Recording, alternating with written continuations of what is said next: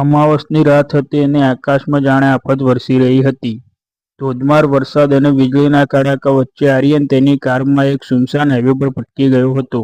GPS signal ગુમાવી ચૂક્યું હતું અને ભૂખના કારણે તેના પેટમાં ઉંદરડા દોડી રહ્યા હતા. કેટલાક કિલોમીટર સુધી માત્ર અંધકાર જોયા પછી તેને રસ્તાની બાજુમાં એક ઝાંખી લાઇટ દેખાઈ. વીજળીના ચમકારામાં તેને જોયું તો તે એક જૂની હવેલી હતી, જે કોઈ હોરર ફિલ્મના સેટ જેવી લાગતી હતી.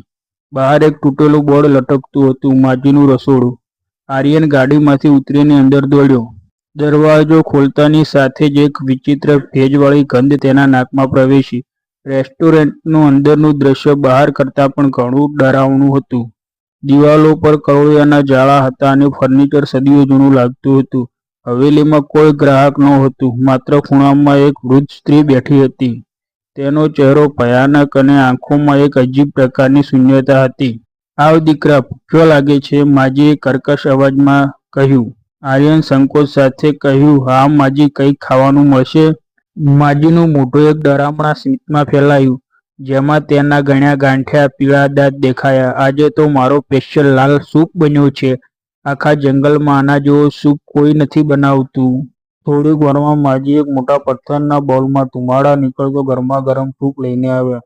સૂપનો રંગ લોહી જેવો લાલ ઘાટો હતો અને તેમાંથી એક તીવ્ર માદક સુગંધ આવી રહી હતી. આર્યને પહેલી ચમચી મોઢામાં મૂકી. સ્વાદ અદ્ભુત હતો, તીખો, મસાલેદાર અને કંઈક અલગ પ્રકારનો મીઠાશવાળો. તેમાં રહેલા માંસના ટુકડા ખૂબ જ નરમ હતા.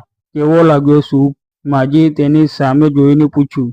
તે ટેબલની ખૂબ જ નજીક આવીને ઊભી રહી ગઈ હતી. ખૂબ સરસ છે માજી, આર્યન બોલ્યો, પણ તેને કંઈક અજુગતું લાગવા માંડ્યું. જેમ જેમ તે સૂપ પીતો ગયો તેમ તેમ તેને ચક્કર આવવા લાગ્યા. સૂપમાં એક વિચિત્ર પ્રકારની કડવાશ ભળવા લાગી. અચાનક તેના દાંતની નીચે ખૂબ જ સખત વસ્તુ આવી. આર્યને તેને મોઢાની બહાર કાઢી. તે એક માણસના હાથની આંગળીનો નખ હતો, જેના પર હજુ નેઇલ પોલિશ લાગેલી હતી. આર્યનનું લોહી થીજી ગયું. તેને ધ્રુજતા હાથે બાઉલમાં ચમચી ફેરવી. હવે તેને સ્પષ્ટ દેખાયું કે માંસના ટુકડા તે ખાઈ રહ્યો છે તે ખરેખર શું હતું. તેને ગભરાઈને માજી તરફ જોયું. માજી જોર જોરથી હસી રહ્યા હતા. તેમનો અવાજ હવે રૂડ સ્ત્રી નહીં પણ કોઈ રાક્ષસ જેવો લાગતો હતો. મેં કહ્યું હતું મારો સૂપ બહુ સ્પેશિયલ છે. તેના ઇન્ગ્રેડિયન્ટ્સ શોધવા બહુ મુશ્કેલ છે, એટલે મારે જે રસ્તે ભૂલા પડે તેને વાપરવા પડે. આર્યન ઊભો થઈને ભાગવા લાગ્યો, પણ તેના પગ જમીન સાથે જકડાઈ ગયા. તેને સમજાયું કે સૂપમાં કંઈક નશીલો પદાર્થ હતો. તેની આંખો સામે અંધારા આવવા લાગ્યા. તેને છેલ્લું દ્રશ્ય જોયું તે માજીનું હતું. તેના હાથમાં એક મોટો ધારદાર છરો લઈને તે ધીમે ધીમે આગળ વધી રહ્યા હતા અને બબડી રહ્યા હતા. કાલના સૂપ માટેનું તાજું માંસ મળી ગયું.